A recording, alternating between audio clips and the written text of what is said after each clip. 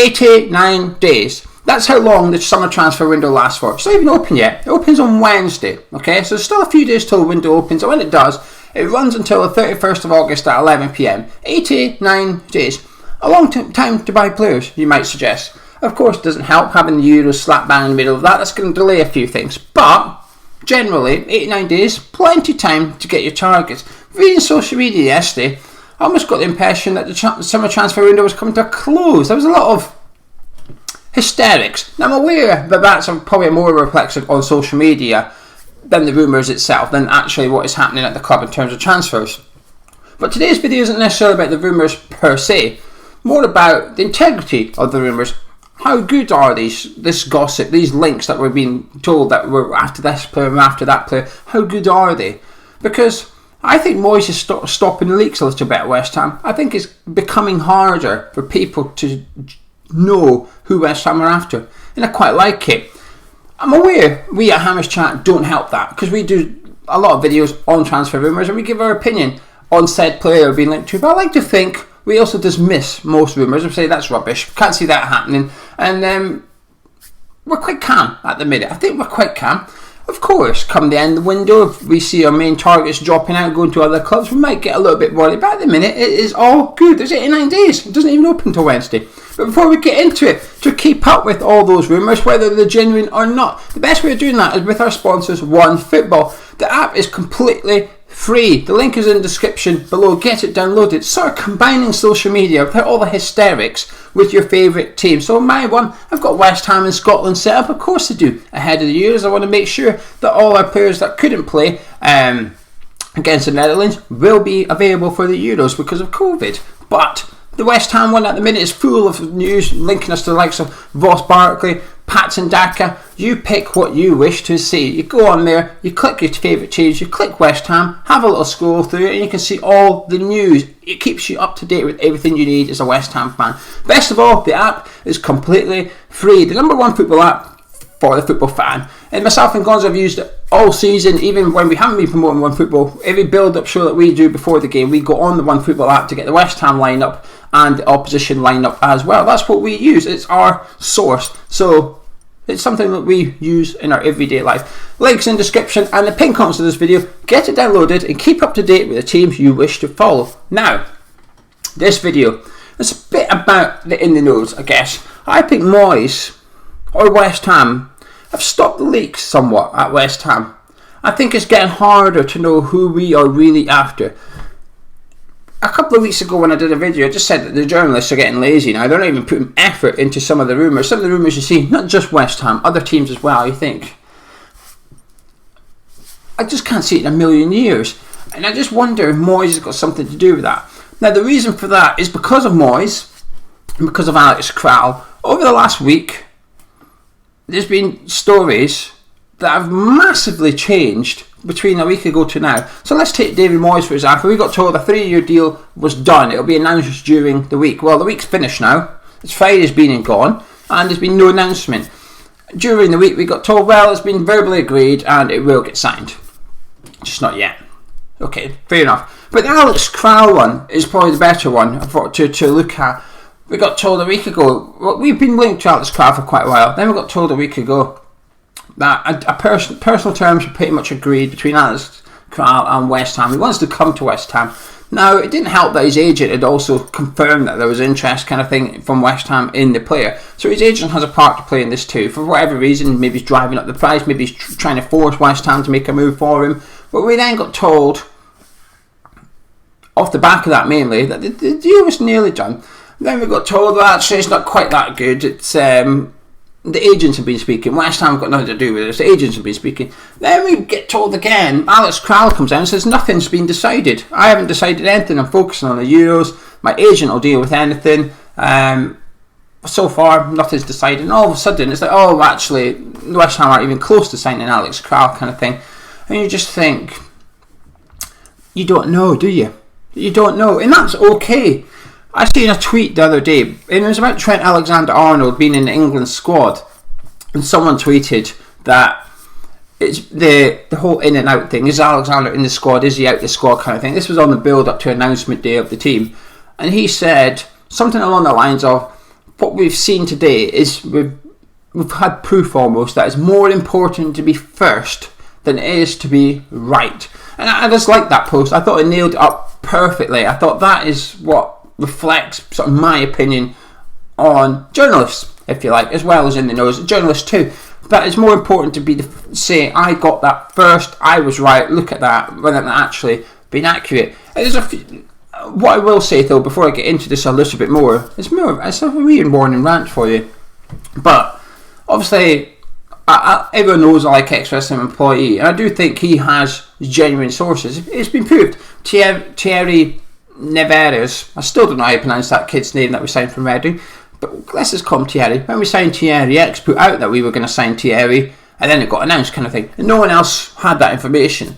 So also he has sort of links, if you like, and stories, and he reveals stuff that's not just about transfers, where it's about what the kit's going to look like, upcoming friendlies, injuries, whatever, and he's accurate with those things as well, which suggests he's got proper links to the club, because as he always says, and I agree with him on this, if someone has genuine links with the club and has in the know stuff, how come they only get information about transfers? They never seem to have rumours about who our friendly is going to be after Celtic. Are we going to play a friendly after Celtic? They never seem to get that information. It's always about transfers. Of course it is, because that's what drives traffic. And like I said, this is probably a little bit hypocritical, given that we do rumours about the transfer rumours. But that's what we do. We comment on the news rather than generate the news, if that makes sense. But anyway, the reason I mentioned that is because I really like him. I do think he has genuine info. And I feel a bit sorry for him at times, because I think there's pressure on him about Alex Kral, if he hasn't heard anything, but yet the agent's saying something and all the papers are saying something. There's a bit of pressure on him to almost keep up to date with those rumours, because if it does turn out to be true, he's going to get told you never got that right. And I think that I feel a bit sorry for him to some extent, because he puts himself in that position, but it must be difficult. But anyway, go back to what I was talking about. I think it's getting more difficult. It's much more of a guessing game at the minute. It's more guess and backtrack than actually just wait. There's one or two journalists on Twitter who have credibility. Fabrizio Romero, I think that's how you pronounce his name. I probably botched it, I'm sorry. But he's got a lot of credibility on Twitter because he's quite accurate.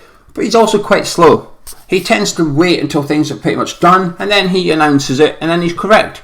And I think that's the right way to go. Often he gets criticism to say, well, a deal will pretty much be done, and people say, well, is he going to now claim it as his own kind of news? I just think, well, at least he's waiting. At least he's waiting till he's got the right information before he puts out there, whereas others just fire it all out. How many journalists have linked us to Sam Johnson this summer? Now, it may become true. I still personally don't see it. That's just an opinion on the rumour rather than any information kind of thing. Nico is a good example. If you remember him, when Pellegrini was here, there was an obvious link between Nico and Pellegrini. There was someone in the middle. He's an Italian journalist, and there was someone in the middle who Pellegrini had in his backroom staff that you could think, right, well, there's the guy's source. You could work out who was Nico's source in that West Ham backroom staff just looking at Pellegrini's staff. Since Pellegrini, and he was good. The Felipe Anderson transfer is the one that he was ahead of everybody else. And he was right. He was right in the end with Felipe Anderson. Even when people said Felipe Anderson deal was dead. Remember that saga? It was on-off Felipe. He was always the one generating the on-off part of it. But when he said deal was done, everybody was like, oh, we'll wait and see. And it turned out he was right. He got it right, okay? He was bang on with that. But that gave him a lot of credibility. And then obviously the guy in Pellegrini's staff left at the same time as Pellegrini. Yeah, he still continues to put out West Ham stuff, including Alex Kral, including about David Moyes signing a 3-year contract. And he's just not quite accurate enough anymore. And it's just, I guess, a poisonous world to some extent, because going back to the tweet, it's more important to be right than, more important to be first than it's be right. I think there's a bit of pressure on you to be first when you're in that game, because you've got to generate clicks, you've got to generate momentum, you've got to get hits in order for it to be your job. And this is no different. YouTube, you've got to title a video to get people to watch it, kind of thing. But with Nico, I still think he's got good legs, because I think when he says we want a player, I think we possibly do. However, when he says a deal's done, it doesn't mean that. It means we just want that player, kind of thing. He's a bit ahead. It gets a bit too ahead of the game, kind of thing. But Jesus, it's 10 minutes long. What I was wanting to talk about was, has David Moyes stopped the leaks? And I think he has. I think he's made it a lot more difficult to know what is going on with West Ham in terms of the big transfers. Is Alex Kral genuine? Is Sam Johnson genuine? Is the new link to Chris Wood genuine? Is he really one of our target players? Is the Fiorentina centre-back someone that we're going after this summer? Is Jesse Lingard still his number one target? You assume so. It makes sense as to why he would. But is he? Is he really? Because if he is, why haven't we made a move yet? Or maybe we have. We just don't know about it. I think Moyes has actually managed to stop a lot of the leaks coming out of West Ham in regards to the first team transfers. I will say that. Because there's no doubt. I've got no doubt at all. There's leaks about other stuff. Known about Thierry Neves, for example, is the number one prime example. That came out before it was announced by the club. Even David Martin, West Ham yesterday released a retained list, and Fabian Balbuena was also, it's been announced Fabian Balbuena is leaving. We knew that for a while. We were also under the impression David Martin was going to be leaving West Ham at the end of his contract. He's not. He's been kept on for another year by the looks of it. No one really knew that. No one really knew. And I've got to attribute that to David Moyes. That David Moyes has managed to keep that in-house under wraps. Now I am guessing, this is what we do at Hammer Shot. We then use the news and guess. My guess would be that since we qualified for European football and finished 6th, that's when David Moyes looked at it, and also with the injuries to Fabianski reoccurring, Moyes looked at it and thought, we'll have him for one more year. One more year won't do any harm, because then it means that Fabianski perhaps doesn't have to travel to Europe, play in the European football. We'll have Randolph, Trott and Martin, and we can keep one of them at home, kind of thing. That's just guessing though. But it was largely expected that David Martin would leave the club this summer at the end of his contract. Yet he hasn't. And we didn't really know about that. There was a genuine... When West Ham announced it on Twitter yesterday that Balbuena had gone and David Martin... Obviously there was no news about Martin, which would just make you assume that he was on the retained list. There was a genuine surprise among the fan base. And I just thought, this is different. This is different to seasons gone by, I think. I think last year, the year before, I think we would have known David Martin was not being released by West Ham. And like I said, I quite like it because... It doesn't, like I said, I know it's a bit hypocritical of me speaking about this, given what we do on videos and we talk about rumours and stuff all the time. But it doesn't really impact us that much because we don't release the news, we just talk about it. And it makes our job easy, to be fair. We've got an easy job here. We just talk about stuff that other people say and they get... people judge us on our opinion and you judge other people on their rumours, if you like, the rumours they generate. Is it true or not? Off the back of that. But that's all I want to talk about today because I just found it interesting. Like I said yesterday, I thought social media was on the verge of a breakdown really, but like I said, that's a representation of social media. But there's still 89 days of the window. There's still going to be 89 days of the window tomorrow because it doesn't open till Wednesday. There's a long time till January till the summer transfer window shuts. A long time. And we will sign players. There's no doubt about that. You know, Clavin, who yesterday reported that we need 3 players. I think that was more of an opinion of Sean rather than a strategy from the club. And that's okay. I don't think they know what the strategy is. I think Moyes has generally stopped a lot of the leaks coming out of West Ham in regards to the first team. And I like it. I really do like it. We've had a few surprises over the years, haven't we? Balbuena went from like nothing to being signed pretty quickly. Patson Daka, at the minute, we knew we wanted Daka in January, or we knew we'd been linked with him. He went quiet. He's been linked to Liverpool, quiet. Then suddenly, over in Zambia, Patson Daka was there with 2 players, and they went and met the president or something like that. And they all insinuated they were having a European move. One of them's going to Rangers. And Patson Daka essentially said that he's going to be moving to a European football club. Refused to say who it was.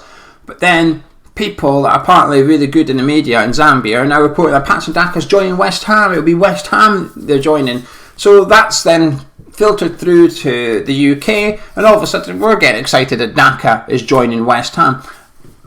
It's come from a Zambian source. There is no way that I or 90% of you will know that guy in Zambia is good or not. We don't know if he's a good in the know. There is 1-2 West Ham fans on social media that know, and I've said that this guy is usually really good. He's the number 1 guy in the media over in Zambia for football and sport, and he's saying that Patson Daka's come to West Ham, and they're almost giving the stamp of approval. And as a football fan, it's hard not to get excited by that, because you want to see West Ham sign exciting players, the best players. And Patson Daka, like I said in January, when we were linked to Boulaye Dia from France, never heard of him. Patson Daka I've heard of. He would be exciting. He is similar to Sadio Mane at Liverpool. So it's hard, even for me, even though I'm quite a bit wary of all this stuff. Even when I saw that yesterday or the day before about the number one media guy in Zambia saying that Patson Daka's coming to West Ham, it's hard not to think, oh, hello. It's difficult. But what happens is there's a domino effect. It ends up here, there and everywhere, and before you know it, 10 newspapers, 10 articles later, Bob from Kent is doing an article claiming Patson Daka is away to West Ham. And you look at that and think, what do you know, Bob? But Bob's actually got it from someone a bit more credible. It's just a funny old game, isn't it? This whole reporting on transfers, and it's a bit of a shark eats shark will, but I think the tweet summed it up, and that's where I'm going to end this very long video. Sometimes it's more important to be first than it is right.